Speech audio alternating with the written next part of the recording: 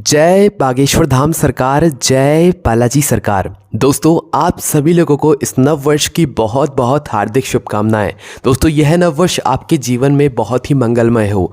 दोस्तों, आज इस साल नव वर्ष की पहली तारीख है, मतलब 1 जनवरी 2023 है। और इस नव वर्ष का जो दूसरा दिन है वो बहुत ही विशेष दिन है, क्योंकि दूसरे दिन पर यहाँ पर सोमवार का दिन भी है, साथ ही में दोस्तों पुत्रदा एकादशी भी है। इसलिए इस दिन का महत्व बहुत ज़्यादा बढ़ जाता है। तो दोस्तों, इस दिन आप कुछ ऐसे विशेष उपाय कर सकते हैं जिन उपायों को करने से आपके जीवन में अगर कोई भी दुख समस्या है तो वो दूर होगी। साथ ही में जो ये नववर्ष आया है, यह नववर्ष आपके जीवन में बहुत ही खुशहाल रहेगा। तो दोस्तों, आपको करना क्या है, सबसे पहला जो हम आपको उपाय बताने जा रहे हैं ये बहुत ही विशेष है और ये आपके जीवन से सारी दुख समस्याओं को दूर करेगा। इस उपाय को करने के लिए आपको शिव जी के मंदिर जाना पड़ेगा। प्रातःकाल सुबह सुबह 2 जनवरी 2023 को शिव जी के मंदिर पहुंच जाइएगा। 1 लोटा जल लेकर शिव जी की पूजन आराधना करने के लिए जो भी सामग्री लेकर जाते हैं वह सभी सामग्री लेकर शिव जी के मंदिर पहुंच जाइएगा। शिव जी की पूजन अर्चना कीजिएगा। पूजन अर्चना करने के बाद ही आपको इस उपाय को करना है, और ज़्यादा नहीं तो 1 लोटा जल तो लेकर जाना। 1 लोटा जल लेकर चढ़ाकर ही आपको इस उपाय को करना है। करना क्या है, 1 लोटा जल शिव जी पर चढ़ा दो, पूजन अर्चना कर दो। उसके बाद शिव जी के सामने आसपास बैठ जाओ, 1 से 2 मिनट शिव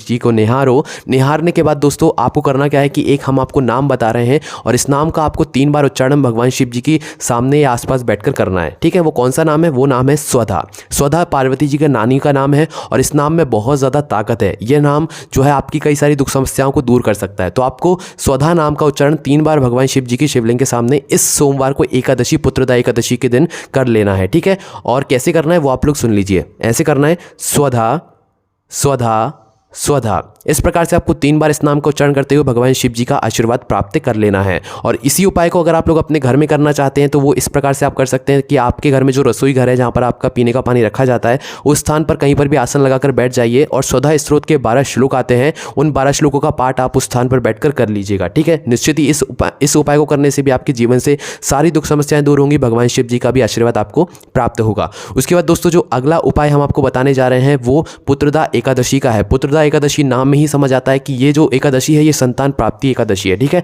तो इस दिन माताएं बहनें एक ऐसा विशेष उपाय कर सकती हैं जिन उपाय को करने से जो है उनकी जो संतान प्राप्ति की इच्छा है वह पूर्ण हो जाएगी। जिनको संतान नहीं हो रही है वह इस उपाय को जरूर करें। यह उपाय उसी स्त्री को करना है जिसको संतान नहीं हो रही है। तो आपको करना क्या है, तो सबसे पहले यहाँ पर आपको क्या करना है, 2 छोटी छोटी कटोरी लेना है और सबसे पहले कटोरी में आपको करना है शुद्ध देसी गाय का घी रखना है। ठीक है, उसके बाद जो दूसरी कटोरी रहेगी उसमें आपको खीर बनाना है। अब एकादशी के दिन हम चावल की खीर नहीं बना सकते हैं, तो आप इस दिन क्या करें कि साबूदाने की खीर बनाएं, क्योंकि उपाय में हमें खीर का ही उपयोग करना है। तो 2 छोटी छोटी कटोरी में या 2 छोटे छोटे पात्र में आपको एक में शुद्ध देसी गाय का घी रखना है और एक में खीर रखना है। दोनों चीज़ों को तैयार करके एक गोल बाती का घी का दीपक तैयार करना है। साथ ही में 2 बेलपत्री अपने साथ रखना है। ठीक है, इन सभी चीज़ों को लेकर आपको प्रातःकाल सुबह सुबह 2 जनवरी 2023 के दिन शिव जी के मंदिर पहुंच जाना है। शिव जी के मंदिर पहुंचने के बाद शिव जी के मंदिर के अंदर प्रवेश करें। प्रवेश करने के बाद शिव जी की पूजन आराधना करें। उसके बाद इस उपाय को करना शुरू करें। ठीक है, तो आपको करना क्या है, सबसे पहले जो 2 कटोरी में आप घी और खीर रख कर लाएं वो शिव जी को समर्पित करें। कैसे समर्पित करेंगे, शिव जी के आसपास रख दीजिए। ठीक है, वहीं पर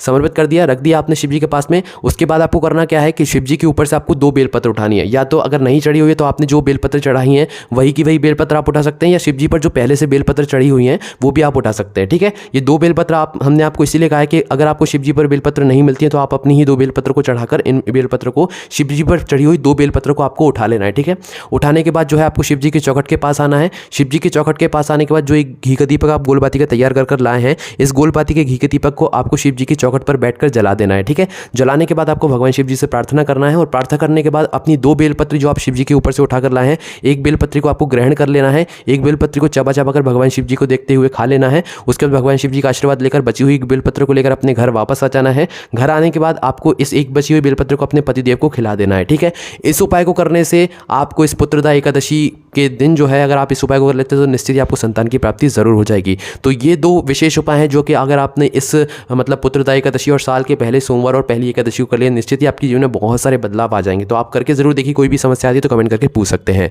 जय बागेश्वर धाम सरकार, जय बालाजी सरकार, जय बागेश्वर महादेव।